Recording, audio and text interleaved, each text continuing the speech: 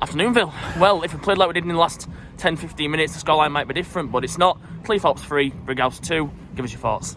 I thought they started the better team. Well, when I say started the better team, they certainly had the better chances. It weren't a pretty football match to by anyone's stretch of anyone's imagination. But we started the better team. They had the better chances. But we weathered it for the most part for 41 minutes, and then we've done exactly what I talked about before the game. We've done the opposite, which is we switched off for a set piece. They're smart, they're clever, they're experienced group. They've assembled a good team, and we switched off, and we're going 1-0 down.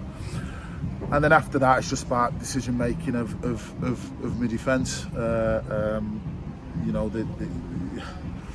Listen, players can have bad games. That happens. But what I'll always say is, if you're making consistently the same mistakes after you've been obviously told and advised of them, I always say that there's a bit of an issue there, and I've made the individual or individuals aware, and frustrating because it's cost us a game. It's as simple as that. Players not doing that have cost us a game, and we conceded 2 goals directly from that, which were an issue.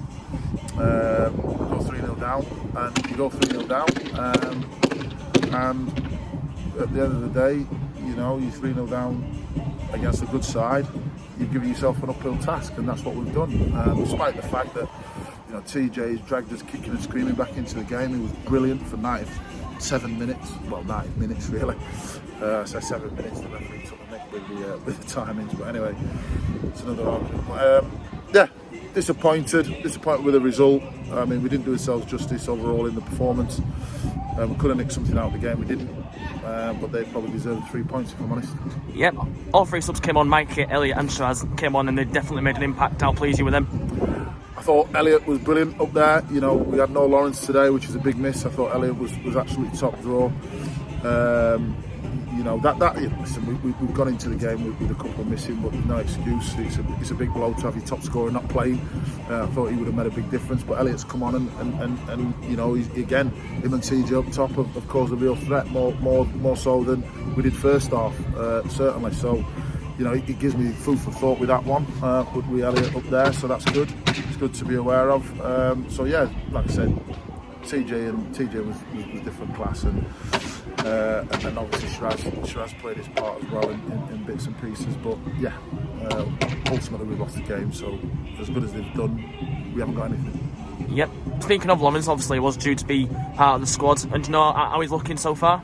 Well, just had a sort of a flare up of his injury that he was carrying against Worksop, and unfortunately it flared up again on Tuesday, and it's carried through till today. He hasn't been able to train this week. It's obviously killed us because he's in great form and he's looking really sharp. Very disappointing, but hopefully he'll be back for Saturday. Yep, next week we move on. It's a Yorkshire derby. I'll get it right this time. It is a Yorkshire derby against Tadcaster. Obviously, it's international break. Hopefully we'll get a decent crowd down there. How much are you looking forward to that game, and what message do you give to fans to come down and watch us? Well, listen, we've just got to react. We've got to react from today. So from the fans' point of view, they're going to expect that, because it's certainly going to sort of freshen things up, I think.